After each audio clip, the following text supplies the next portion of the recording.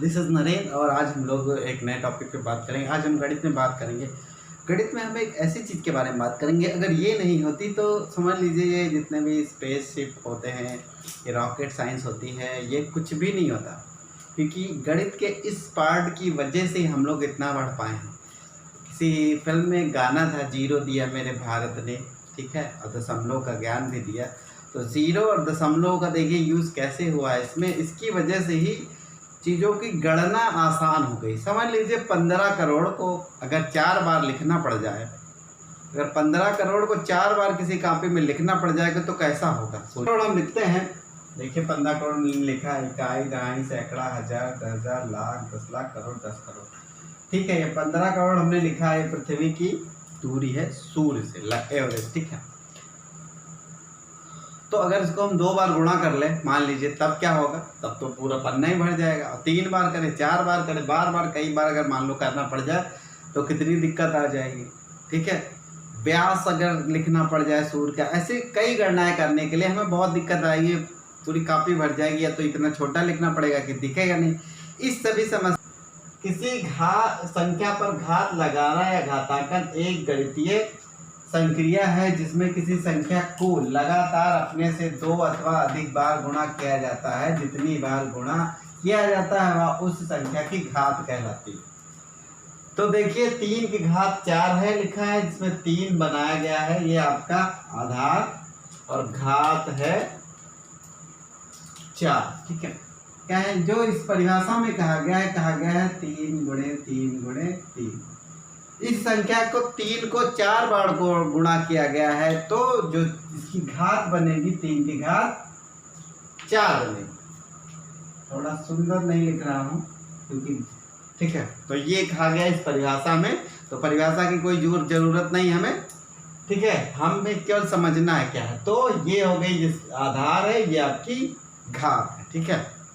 इसको पावर भी कहते हैं, 3 की घात 4, इसको पढ़ा जाता है ऐसे 3 की घात 4, 3 की पावर 4, ओके।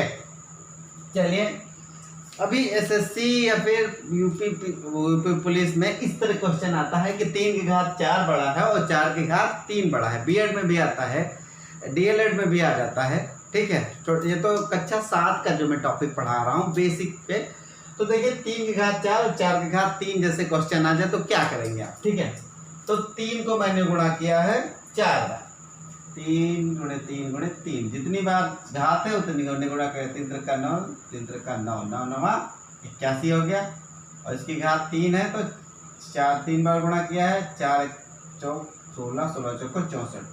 तो 81 बड़ा है या 64, जाहिर सी बात है 81 बड़ा है, तो 81 बड़ा है तो उसकी तरफ लगा दिए, ठीक है।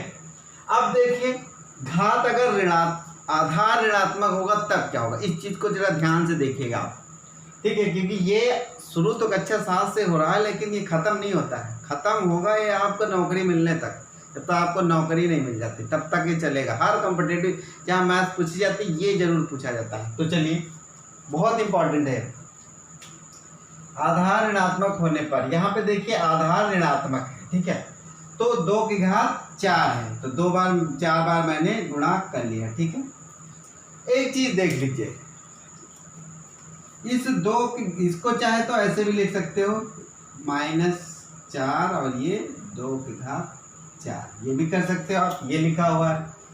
तो देखिए हम गुणे को जब गुणा करते हैं कैसे, देखिए सॉरी माइनस को जब गुणा होता है तो माइनस गुणे माइनस क्या होता है हमेशा प्लस, और माइनस और गुणे प्लस क्या होता है माइनस।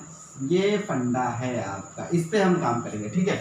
तो देखिए इनका माइनस गुणा हो गया प्लस, ठीक है, फिर इनका माइनस का गुणा हो गया तो वो भी हो गया प्लस। तो यहाँ का प्लस, जब प्लस प्लस गुणा होगा तो हो जाएगा धन का, तो आया यहाँ पे धन 16, ओके। इसी तरह इसमें भी है, क्या है, माइनस और प्लस का गुणा हो जाता है माइनस, ओके। तो इनका गुणा माइनस माइनस प्लस, फिर माइनस हो गया तो हो गया ऋण का, तो यार माइनस का 8, ठीक है। तो इस तरह हमने देखा है कि अगर यहाँ पे देखिए सम संख्या है, यानी कि 2 से कटने वाली सम संख्या वो होती हैं, इनकी क्या है 0 2 4 और 8 है, ठीक है, 6 भी है, ये होती इकाई में आएगा तो हो जाएंगी ये सम संख्या, ठीक है। तो अगर इकाई में इनमें से कोई संख्या आ रही है घात के रूप में तो आ जाएगा धन, अगर इनके अलावा कोई भी आ रहा है तो हो जाएगा ऋण। देखिए माइनस घात n यदि सम है तो धन हो जाएगा 1 और n यदि विषम है तो माइनस का ऋण। तो ये बात हो गई, ठीक है। अब बात कर लेते हैं कि घातों का गुणा कैसे होता है, ठीक है। जब ओके, तो कुछ नियम है। एक आधार वाली अगर संख्याएं गुणे में हो तो क्या किया जाए, देखिए 3 की घात 6 है और 2 की घात 8 है, इनका गुणा किया गया है। तो इसमें घातों को 6 धन 8 को कर दिया गया और 8 6 8 14 कर दिया जाए। इसको एक तरीके से और किया जा सकता है। देखिए आप 3 को लिखिए 6 बार, 3 गुणे 3 गुणे 3 गुणे 3 गुणे 3 6 बार हुआ। अब लिख लीजिए 8 बार 3, 3 गुणे 3 गुणे 3 गुणे 3 गुणे 3 गुणे 3 1 2 3 4 5 6 7 8 9 10 11 12 13 और 1 14, ठीक है। तो इनको गिन लीजिएगा 1 2, जितनी बार आएगा तो आएगा 3 की घात 14। जब 3 आया आपका 14 बार तो 3 की घात 14। तो देखिए कितना आराम हो गया। इससे गुणा करने से अच्छा था, हमने घातों को यहीं पे पट से जोड़ दिया तो 14 आ गया, ठीक है। गुणा करने पे अगर आधार समान है, घात में है कोई संख्या, तो घातों को जोड़ दिया जाता है। अब देखिए भाग की बात कर लेते हैं। एक आधार वाली घातों का भाग 7, 2 की घात 7 है और 2 की घात 3 को भाग किया गया। भाग में हम जानते हैं जब होता है तो बट्टे में लिख सकते हैं। 2 की घात 7 है और 2 की घात 3 है, इसमें घातों को घटा दिया गया। 7 में से 3 घटाया गया 4। इस तरह किया, देखिए 2 को 7 बार किया गुणा करके लिखा गया है और 2 को 3 बार, तो 2 3 से 3 कट गए तो 2 की 4 2 के 1 2 3 4 2 की घात 4। तो यहाँ देखिए यहाँ एक तरीके का सूत्र बना दिया गया। आधार सेम है तो घातें जुड़ गई, m धन n हो गया। इसी तरह आधार समान है तो यहाँ पे भी एक सूत्र बना दिया गया है। देखिए इसमें घातें घट जाती हैं अगर, देखिए अगर n जो है बड़ा हो जाता है m से, n जो है बड़ा हो जाता है, ऐसे समझ लीजिए। कुछ मान लीजिए नीला ही यूज कर लेते हैं, ये कुछ ऐसे समझ लीजिए 2 की घात 3 है और 2 की घात 5, ठीक है। तो इसको क्या कर सकते हैं, 2 की घात 5 माइनस 3 यानी कि 2 की घात 2, 2 की घात 2 की घात 2 मतलब 1/4। ये इस तरह अगर वो बड़ी होगी तो ऐसे भिन्न के रूप में आ जाएगा। ओके, अब एक चीज देख लीजिए, किसी भी घातीय संख्या का कितनी भी बड़ी संख्या हो, ठीक है, जैसे इसको कहाँ लिख लें, यही लिख लेते हैं। मान लीजिए 5 6 8 9 10 ऐसे हो, इतनी बड़ी संख्या, उसकी घात अगर 0 लगा दी जाए तो इसका मान 1 ही रहेगा, ठीक है। इसको आप याद कर लीजिएगा। अब देख लीजिए 1 की घात m, अगर घाते को ब्रैकेट में हो तो, गुणे में हो तो क्या किया जाएगा। देखिए ये ब्रैकेट था, 5 घात 3 था और एक ब्रैकेट में फिर 4 लगा है, तो इस अवस्था में घातों का हो जाता है गुणा। तो 4 3 गुणे 4 हो गया 12। अब देखिए पृथक आधार यानी कि आधार अलग होगा और घाते सेम होंगी, तब देखिए क्या होता है।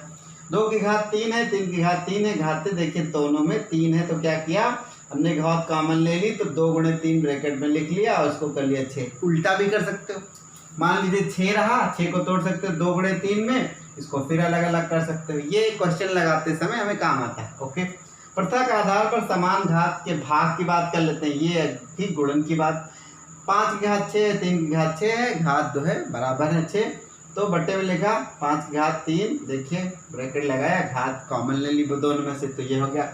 और एक चीज ये देख लीजिए, किसी भी संख्या का जो घात होता है वो हमेशा 1 होता है। जैसे आपका 5 है तो ये 5 तो है, चाहो तो 5 की घात 1 लिख सकते हो, 100 है 100 ऐसे भी लिख सकते हो, 100 की घात 1 भी लिख सकते हो, लेकिन 1 वाली घात नहीं लिखी जाती है, ठीक है। तो फिर अभी तक हमने पढ़ी सारी धनात्मक घातें, अब हम पढ़ेंगे ऋणात्मक घातें, ठीक है। तो ऋणात्मक घातों में पहले देख लीजिए, ये लिखा हुआ है 2 की घात -1, तो इसको कर सकते हो 1/2 की घात 1। चाहे तो आप 1 हटा भी सकते हो, चाहे तो लिख सकते हो, इससे कुछ फर्क नहीं पड़ता। इसी तरह उल्टा कर सकते हो, जैसे 3 की घात 5 इसको कर सकते हो 1/3 की घात -5। इसी तरह ये देखिए लिखा हुआ है 1 की घात -n 1 की घात -1 कर सकते हो। जब भी घात ऋणात्मक होगी तो उसको बटे में जैसे माइनस का 4 है तो अब इसको लिख सकते हो 1/4 अगर, ठीक है, 1/4 है तो इसको लिख सकते हो माइनस का ऐसे, ये दोनों कर सकते हो आराम से, ठीक है। अब बात कर लेते हैं गुणात्मक प्रतिलोम क्या होता है। तो ये गुणात्मक प्रतिलोम वो होता है जब दो चीज़ों को गुणा करने पर, जब दो चीज़ गुणा करने पर एक आए, ठीक है। तो देखिए जैसे 2 का गुणात्मक प्रतिलोम क्या होगा, है 2 का गुणात्मक प्रतिलोम, देखिए 2 का गुणात्मक प्रतिलोम 1/2 है। जब इनको ऐसे करेंगे तो आएगा 1, ठीक है। यानी कि उसका उल्टा, यानी कि अगर 3 है तो इसका गुणात्मक प्रतिलोम 1/3, यदि 4 है तो इसका 1/4, ये होगा गुणात्मक प्रतिलोम। कुछ एग्जाम्पल के लिए मैंने लिख लिए हैं, जैसे 5/6 है, इसका गुणात्मक प्रतिलोम भिन्न बदल जाएगा, हर अंश उसमें हो जाएगा 5। जब आप इनको गुणा करेंगे तो ये देखिए ये कट गया 1 आ गया, तो ये 36 बचे 49 है और 49/36 है। इनको जब गुणा करेंगे तो 1 आएगा, 6/7 है, 7/6 उल्टा कर दिया गया, जब आप इसको गुणा किया जाएगा तो आ जाएगा 1। तो ये हो गया गुणात्मक प्रतिलोम या रेसिप्रोकल की बात हो गई। चलिए अगर आधार समान है तो गुणा कैसे होगा, ये देखिए, ठीक, इसमें एक चीज़ और बढ़ाई जा सकती थी जो मैंने नहीं बढ़ाई, इसको क्या कर सकते थे m धन n, ठीक है।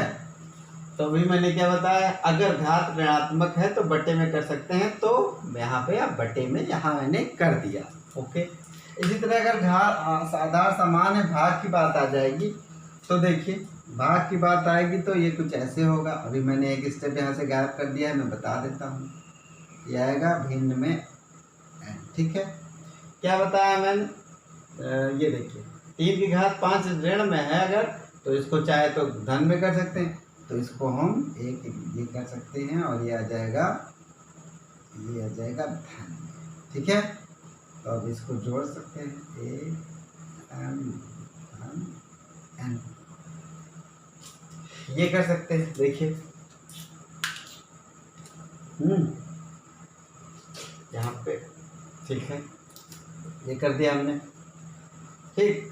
आगे देखिए मैंने एग्जाम्पल भी ले लिया है, 2 की घात 5 है, 2 की घात 8 है, फिर ब्रैकेट है, ब्रैकेट टोटल घात 5 है, फिर माइनस का 5 है। देखिए भिन्न में था, बटे सही मैंने कर लिया, घाते, ठीक है, भिन्न में घाते घटती हैं, तो 2/8 में से 5 घटा दिया और पूरी घात रखी, 2 की घात -5, देखिए 8 में से 5 गया, 3 बचा और ये गुणे में हुई, और ये देखिए इनका गुणा होगा, 3 बचे 15, 2 की घात, और ये ब्रैकेट के बाहर था, घात था, ये माइनस, देखिए नीचे आ जाएगा ना, ये इसके साथ एक स्टेप मैंने गायब कर दिया है तो बता ही देता हूँ, ये 2 की घात 15 है, ये भी नीचे आ जाएगा, तो 2 की घात हो जाएगा 5, तो ये दोनों गुणे में होंगे तो घात की जुड़ जाएगी, 2 की घात 20, तो ये हो जाएगा आंसर। अब देखिए मेन बात, देखिए मज़ेदार बात कि दशमलव लगाना और हटाना दोनों बताया जाएगा। देखिए अगर 54 था,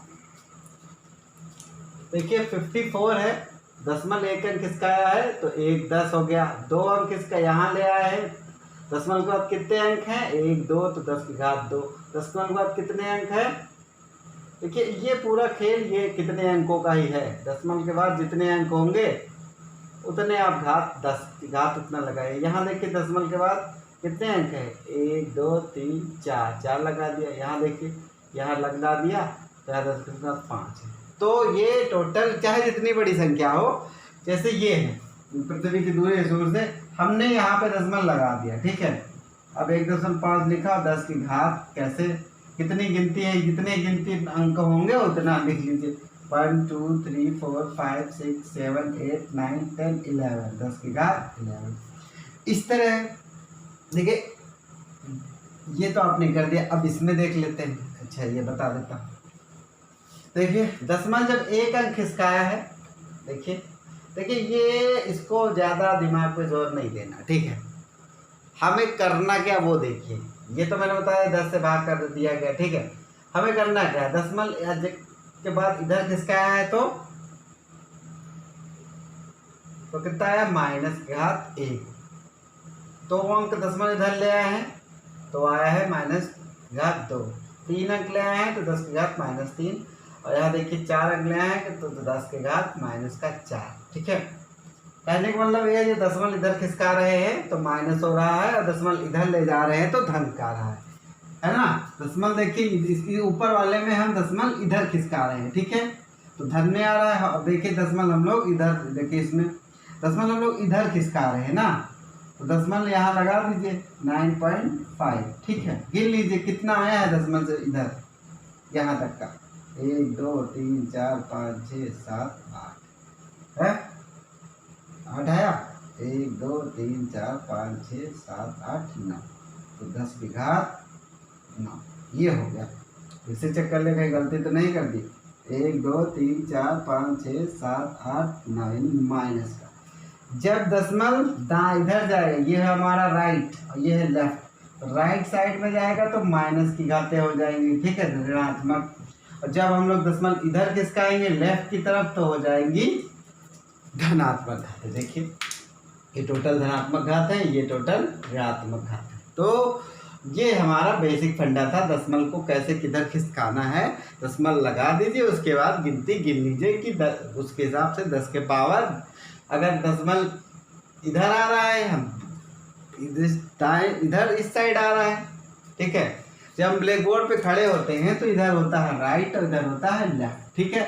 जब दशमलव खिसके लेफ्ट की तरफ तो घात धनात्मक, जब दशमलव खिसके राइट की तरफ तो घात होगी ऋणात्मक। बहुत ही आसान चीज़ है, ज़्यादा उसमें कोई थ्योरम नहीं है, ऐसी कोई चीज़ नहीं करनी, बस ध्यान देना है कि पट से गिन लीजिए वो संख्या और आसानी से की जा सकती है। तो फिर मिलेंगे एक और अच्छे वीडियो। एग्जाम्पल बहुत आसान है तो मैं बहुत एग्जाम्पल नहीं उठा रहा हूँ, आसानी से किए जा सकते हैं।